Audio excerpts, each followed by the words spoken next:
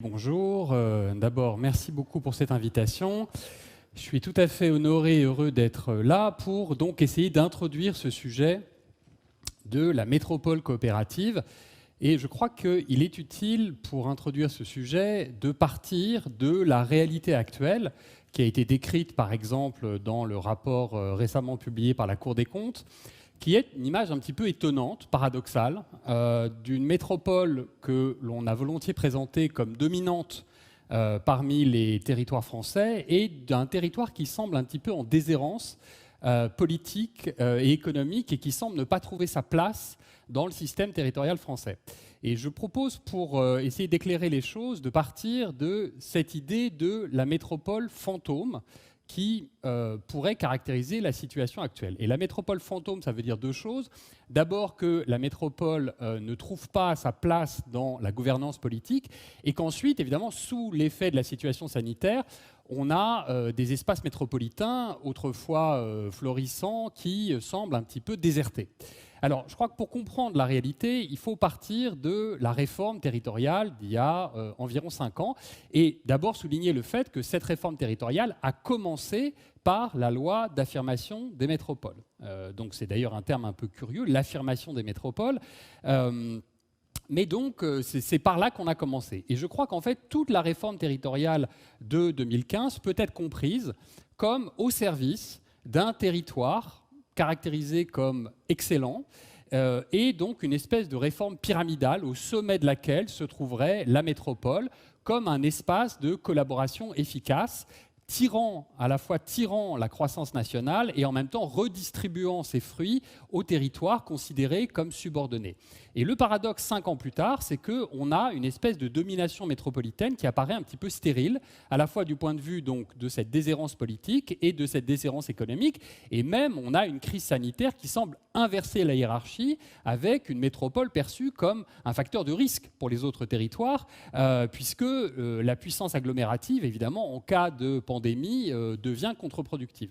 Donc on a cette situation de métropole fantôme, et je crois une fois de plus qu'on a des indicateurs assez clairs du fait que la métropole ne trouve pas sa place. Alors l'hypothèse que je propose de travailler, c'est que si la métropole ne trouve pas sa place dans le système territorial français, c'est parce qu'elle est conçue comme le territoire de la collaboration pour la croissance. Et que cette réforme territoriale de 2015 a été finalement pensée à partir d'une économie géographique un petit peu naïve, avec des concepts qui sont faussement efficaces, comme la spécialisation territoriale, l'optimisation, l'attractivité, la compétitivité, qui sont en fait des concepts en économie qui sont tout à fait problématiques, à commencer par le concept de compétitivité.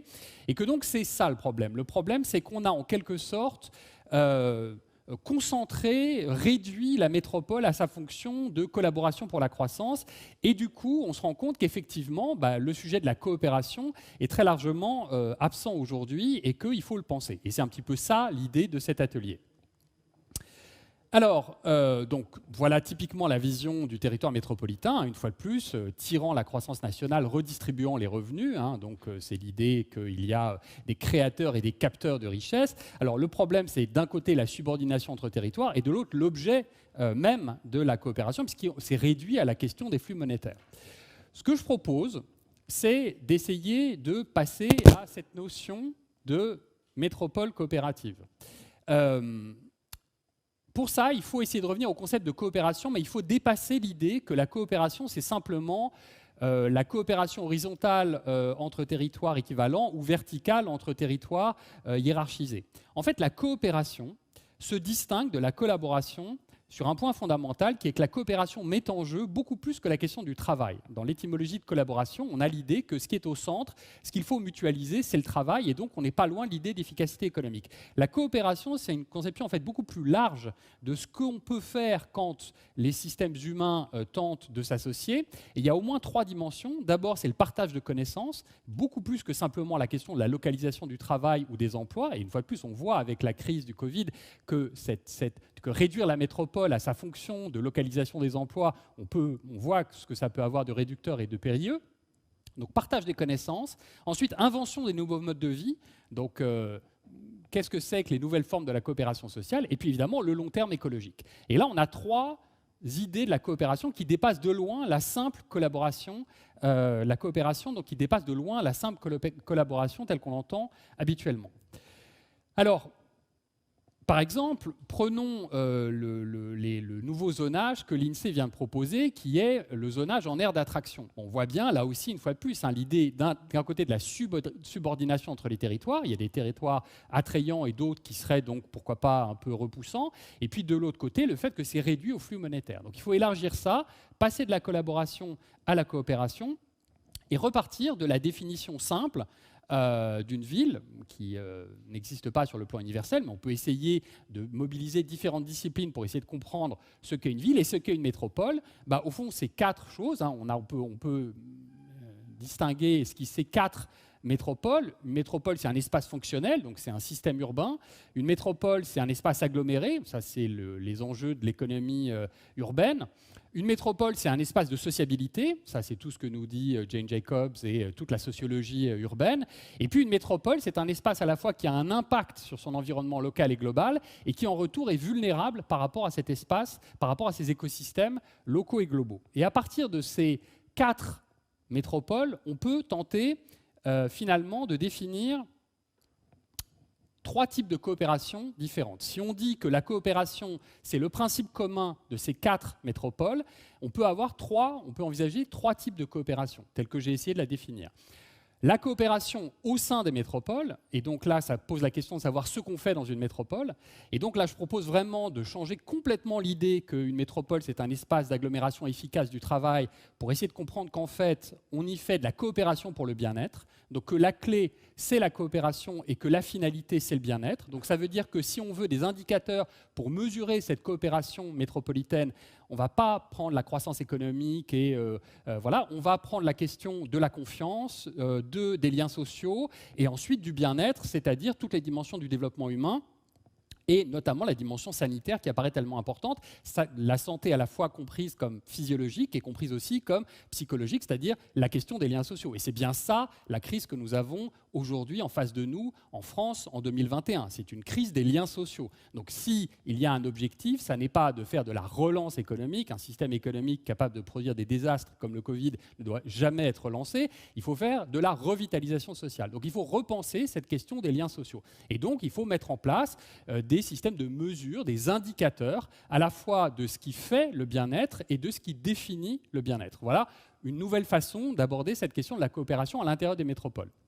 La deuxième dimension, c'est la question de la coopération avec les autres espaces. Donc bien sûr les autres espaces, la périphérie, le centre versus la périphérie, les espaces ruraux, c'est la question de la coopération entre rural et urbain, la question de la coopération avec les autres métropoles et la question donc de la coopération aussi avec les écosystèmes, ce que j'appellerais la coopération écosystémique. Donc il y a trois coopérations que je définirais volontiers. La première qui serait la coopération à l'intérieur des métropoles, donc la coopération pour le bien-être, avec question majeure les liens sociaux et la santé, la coopération avec les autres espaces et la coopération avec les écosystèmes, plutôt que d'être engagé dans cette guerre avec la biosphère qui est totalement irrationnelle du point de vue économique, puisqu'on est tout simplement en train de saper les fondements de notre propre bien-être. Et donc ça suppose d'envisager par exemple des coopérations écosystémiques. Alors c'est peut-être là-dessus que je vais clore mon propos. D'abord en montrant que la coopération sanitaire, si on considère par exemple que la coopération entre les espaces métropolitains, ce n'est pas seulement des flux de revenus, et ce n'est pas seulement, une fois de plus, l'idée qu'il y a des espaces qui génèrent des revenus, des espaces qui en captent, et que la question c'est de mesurer les flux de revenus, il faut mesurer les flux de développement humain, c'est-à-dire le revenu sans doute, mais aussi la santé et l'éducation. Et donc on a vu avec la crise du Covid qu'il y a une vraie coopération sanitaire qui s'est mise en place en France, et ça évidemment, ça doit nous interroger à long terme sur les autres possibilités de coopération sanitaire. Je reviens sur cette histoire du zonage de l'INSEE. L'INSEE nous dit qu'il faut faire des zonages en aires d'attraction. Moi, je dirais qu'il faut faire des zonages en aires de coopération et s'interroger sur les aires de coopération. Et le sanitaire, incontestablement, est une aire possible. Voilà une autre illustration de cette coopération sanitaire qui a eu lieu dans l'urgence. Mais est-ce qu'on peut l'envisager de façon stratégique? C'est la question. Voilà une autre façon de voir les coopérations, donc ce que j'appellerais les coopérations écosystémiques. Ce sont les cours d'eau en France, ça dessine des espaces de coopération qui sont bien différents des coopérations existantes entre territoires. Et pourtant, c'est incontestablement un sujet absolument majeur, la question de la ressource en eau.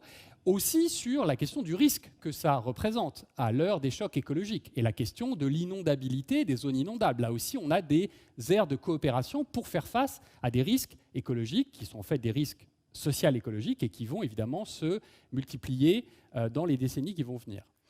On peut envisager la question de l'énergie. Je pourrais vous montrer des cartes sur le solaire, sur l'éolien, qui définissent aussi des aires de coopération tout à fait nouvelles. On peut terminer sur, d'un côté, les aires de coopération du vivant que nous indique le vivant dans ces coopérations écosystémiques, c'est-à-dire les continuités écologiques du territoire français. Là aussi, est-ce qu'on pourrait avoir des systèmes de gouvernance de ces coopérations écosystémiques en quelque sorte indiquées par le vivant?